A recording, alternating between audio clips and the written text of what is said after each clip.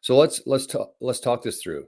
If you're somebody who has a 9 to 5 job, you have a pension there every week or every 2 weeks, you're paying into that a pension fund, whether that's through RSPs, wherever it's being held right now, that money is within the system. And I would take a portion of that today, this week, as soon as you can, and start moving that into the Bitcoin ETFs. This is assuming that you don't have any sort of Bitcoin knowledge or understanding of it, but you want to have some price exposure to Bitcoin. So that's what I would do. I wouldn't sit on whatever you're holding right now and wait to learn Bitcoin and figure it out and then start holding your own keys.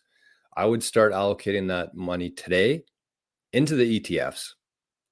And then as we move along here, what I would do is I would just educate yourself as much as possible on Bitcoin.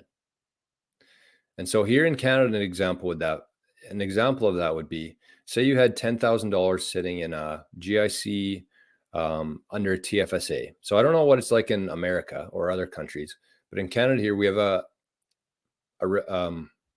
investment vehicle essentially called a TFSA. So a tax-free savings account.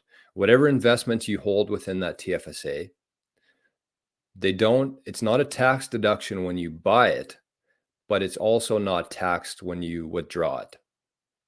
So you could buy shares in there, you could buy a GIC, whatever interest or dividends or appreciation happens within that TFSA. When you go to cash that out, you don't have to pay any tax on that. So what I would suggest doing if I were you, and I mean, you can try to sue me if you want, if this goes sour, but what I would do is I would allocate a significant amount of that to the Bitcoin ETF today, this week, or as soon as you possibly can, and then start learning about Bitcoin. And so you're going to have the price exposure of Bitcoin. You're not going to have any tax on that. And then whenever you want to, you can withdraw that money tax-free. You can cash out essentially, convert that, everything you had in the legacy system, you got the Bitcoin ride, price appreciation, and then you cash out without paying any tax on that. With those funds, that's where I would buy Bitcoin on your own. So between then and now, that's when you do all your Bitcoin education. You learn how to buy it, you learn how to transfer it, you learn how to store it properly, you learn what devices you can trust, which resources you can trust. And then when you get to a point where you feel like you can store it on your own, or you hire somebody to do it for you or to help you with it, that's when you cash out. You don't pay any tax on it.